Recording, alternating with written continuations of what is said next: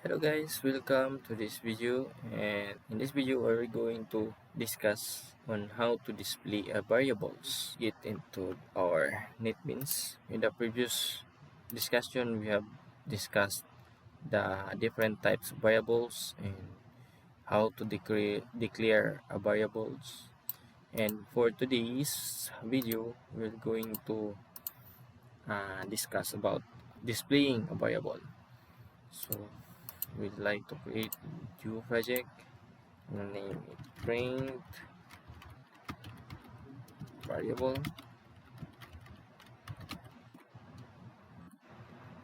So may file or may project na tayo dito. So yung print ln ay ginagamit yan kadalasan pag mag display ng ano uh, output yan. So yung print ln ay yung pag-display ng mga variables na ginagamit yan pag display ng isang data or value. So dito ngayon sa ating tutorial ay gagawa tayo or gagamitin natin ito para mag display ng variable. So kung paano ito, gagawa tayo ng string na name na variable at may value siya na dyan. So yung dyan is yung value ng name na may string data type. So gagamitin natin mag-print at saka out dot print ln, tapos tatawagin natin yung name. So ganito pag display ng variable. So yun, click natin yung run. So ayan, nag-display yung dyan. So meron tayong ibang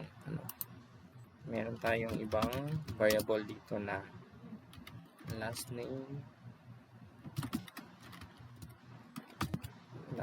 natin is 2. Gawin natin dito is first name,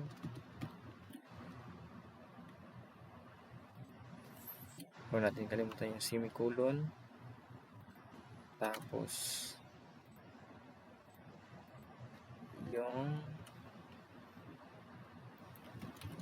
gawa tayo ng ibang variable na full name na may first name na at saka last name. Display natin yung full name. So ayan guys, so dito sa ating example meron tayong first name na John na string at saka last name na do na string din. So gumamit tayo ng plus or symbol na addition. So dito guys sa string is ito ay ginagamit pag concatenation, pag combine ng dalawang variable. So bali dito kinumbine natin yung first name at saka last name. So bali yung output niya is John saka do, John do. So pag nilabas natin yung value ng full name dito at saka yung value niya is try natin mag-run John do, kasi ginagamitan natin ng concatenation. So bali kinukumbine natin yung value. So pag gagawa tayo ng space, mag-add lang tayo ng double quote at saka lagyan natin space, run natin ulit. So ayan, may space na siya dito. So ayan guys, so may another example natin ito.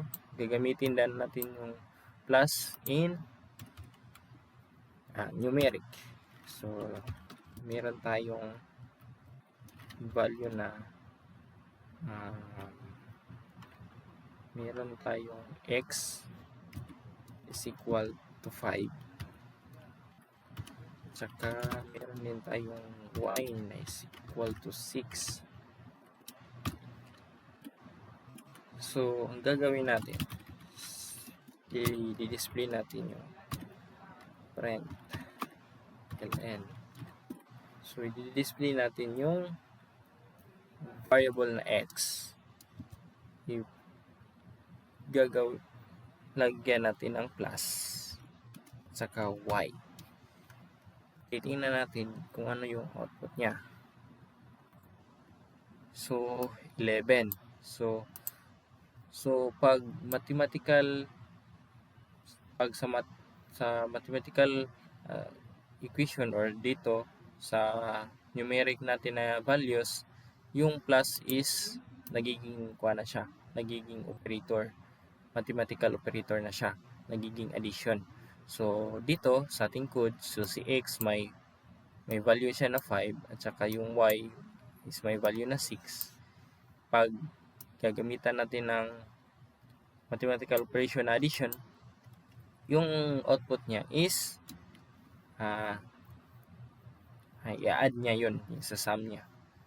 So pwede natin gamitin dyan ng multiplication. Pwede natin multiplication. So yan, 30. So 5 times 6 is equal to 30. So yan, pwede natin gamitin dito yung mga variables sa loob ng print line na method. So, and guys, I hope marami kayong nalalaman dito sa ating tutorial, and I hope marami kayong knowledge na nakuha. See you on the next video, guys.